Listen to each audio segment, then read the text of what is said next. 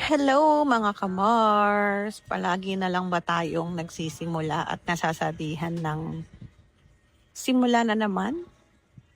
Nagsisimula na naman? Ngayon ay tatry natin ulit magsimula para sa isang maliit na business. Gamit lamang dahil wala tayong pamuhunan ang S-Pay Later at S-Loan. So, ang naisip natin ay magtinda ng siopaw at siomai. So, para sa mga gagamitin nating equipment kagaya ng steamer at mga ibang ingredients, kung merong laman ang inyong SPay later ay pwede nyong gamitin. Pwede natin i-exhaust yung ating balance dun sa ating SPay later para makapag-order ng iba't ibang mga ingredients at mga produkto using the Shopee app. At para naman sa puhunan, yung mga ingredients or mga raw materials na kailangan mong bilhin outside pero wala kang pera, pwede rin naman na i-check ang inyong S-Loan. Baka kayo ay pinapahiram ng maliit na puhunan ni Shopee.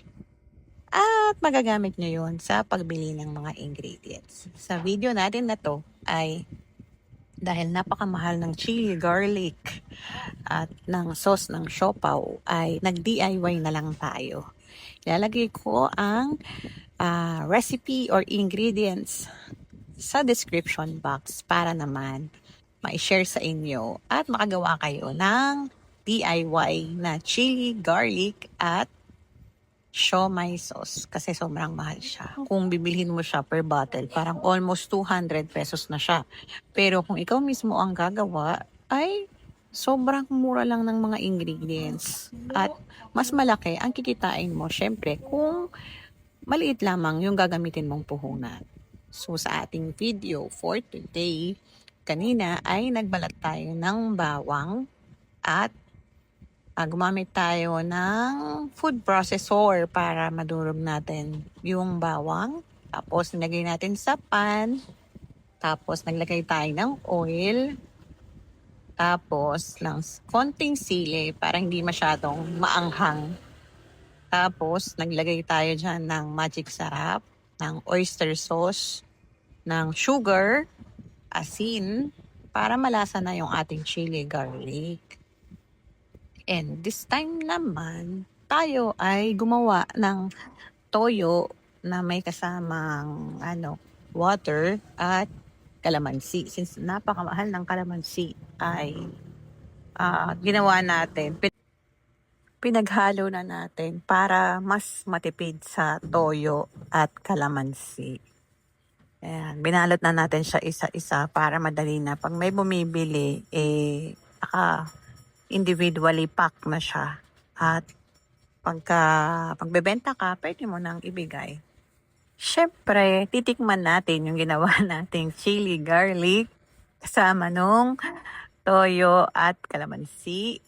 Para naman, bago natin siya ilabas sa market, ilabas sa market, ay alam natin na masarap yung tinitinda natin. So, taste test muna tayo para alam natin. Masarap kasi yung siomai kung may kapartner na rice. Siomai rice ba? Diba? So, sobrang mura lang yan. Binibenta lang siya ng 30 pesos ang isang set for 5 pieces. Tapos, diba? At least, meron ka ng extra income. Yan. Siyempre, bago tayo magbenta, kailangan titingnan muna natin yung paninda natin kung anong lasa at kung pasado sa'yo. Siyempre, papasa din yan sa mga mamimili. This time naman ay gumawa tayo ng siopaw sauce. Siopaw sauce. Yan, ilalagay ko rin ang ingredients sa description box.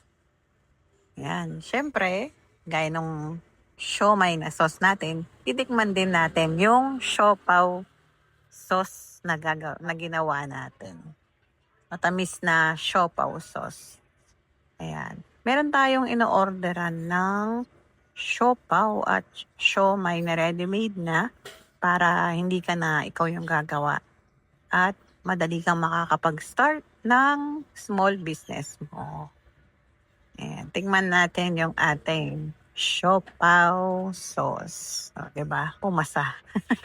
Gaya ng sabi ko, dapat pasado yung lasa sa'yo bago mo siya ilabas or itinda sa market para naman hindi ka mapapahiya. Yan, babalutin na natin individually din para hindi siya magastos na kung nakalagay kasi siya sa bottle tas may bibili, eh baka maubos kaagad yung siopaw sauce. This time, ibabalot muna natin siya individually para pag may bibili, madali na. Tapos, nilagay lang natin siya sa ziplock na plastic. Tapos, lalagyan natin ng label para hindi magkapalit yung sauce ng siopaw at yung toyo mansi.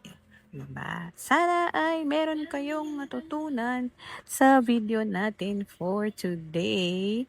Comment nyo lang kung may mga questions kayo.